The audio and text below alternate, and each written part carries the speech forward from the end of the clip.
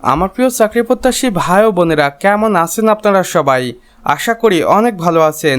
দেখুন আমার প্রিয় ভাই ও বোনেরা, গণপ্রজাতন্ত্রী বাংলাদেশ সরকার কর্তৃক প্রতিষ্ঠান কলকারখানা ও প্রতিষ্ঠা পরিদর্শন অধিদপ্তর আবারও নতুন করে একটি নিয়োগ বিজ্ঞপ্তি প্রকাশ করেছেন, যেখানে কর্তৃপক্ষ বলেছেন কলকারখানার প্রতিষ্ঠান পরিদর্শন অধিদপ্তরের রাজস্ব খাতভুক্ত নিম্নবর্ণিত শূন্যপদ পদসমূহে সরাসরি জনবল নিয়োগের লক্ষ্যে বাংলাদেশের প্রকৃত নাগরিকদের নিকট হইতে অনলাইনে দরখাস্ত আহ্বান করা হচ্ছে। এখানে দেখুন পদের বিবরণ ও পদ সংখ্যা। উপসহকারী পরিদর্শক 250 জন, স্বীকৃত বিশ্ববিদ্যালয় হতে স্নাতক পাশ করে এখানে আপনি আবেদন করতে পারবেন। এরপর হচ্ছে অফিস সহকারী কাম কম্পিউটার মুদ্রাক্ষরিক, যেখানে 320 জনকে নিয়োগ দেওয়া হবে। এখানে আপনি এইচএসসি পাশ করে আবেদন করতে পারবেন, প্লাস টাইপিং গতি নির্ধারিত থাকতে হবে। হিসাব রক্ষক 100 জন, যেখানে আপনি বাণিজ্যিক বিভাগ থেকে স্নাতক ডিগ্রি অর্জন করে আবেদন করতে পারবেন। এরপর রয়েছে গাড়ি চালক, যেখানে 50 জনকে নিয়োগ দেওয়া হবে। এখানে আপনি 8ম শ্রেণী পাশ করে আবেদন করতে পারবেন। এরপর রয়েছে অফিস সহায়ক বা এমএলএসএস, যেখানে 150 জনকে নিয়োগ দেওয়া হবে। এখানে আপনি এইচএসসি পাশ করে আবেদন কার্যক্রম সম্পন্ন করতে পারবেন।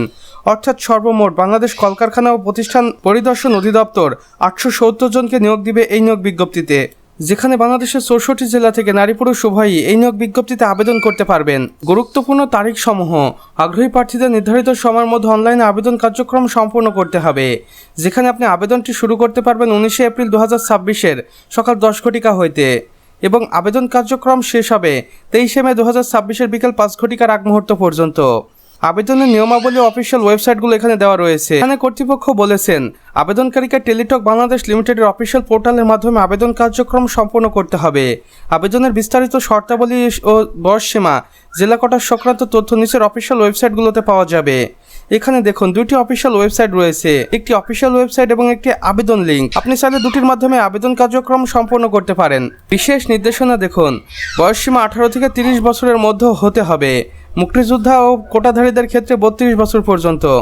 আবেদন ফি দেখুন, পদের ধরন অনুযায়ী টেলিটক প্রিপেড সিমের মাধ্যমে আবেদন কার্যক্রম সম্পন্ন করতে হবে এবং আবেদন ফি হবে সর্বনিম্ন 112 টাকা থেকে সর্বোচ্চ 667 টাকা পর্যন্ত। অনধিক 72 ঘন্টার মধ্যে জমা দিতে হবে। অসম্পূর্ণ বা ভুল তথ্য সম্বন্ধিত আবেদন সরাসরি বাতিল বলে গণ্য হবে।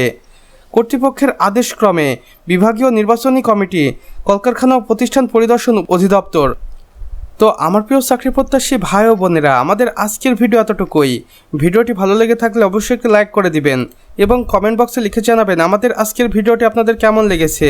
চাইলে অন্যান্য বন্ধুবান্ধবদের সাথে শেয়ারও করতে পারেন। আর চ্যানেলে নতুন হয়ে থাকলে অবশ্যই চ্যানেলটি সাবস্ক্রাইব করে পাশের বেল আইকনে ক্লিক করে দিতে ভুলবেন না, যেন আমাদের নতুন ভিডিও নোটিফিকেশন আপনার কোনোভাবে মিস না হয়ে যায়।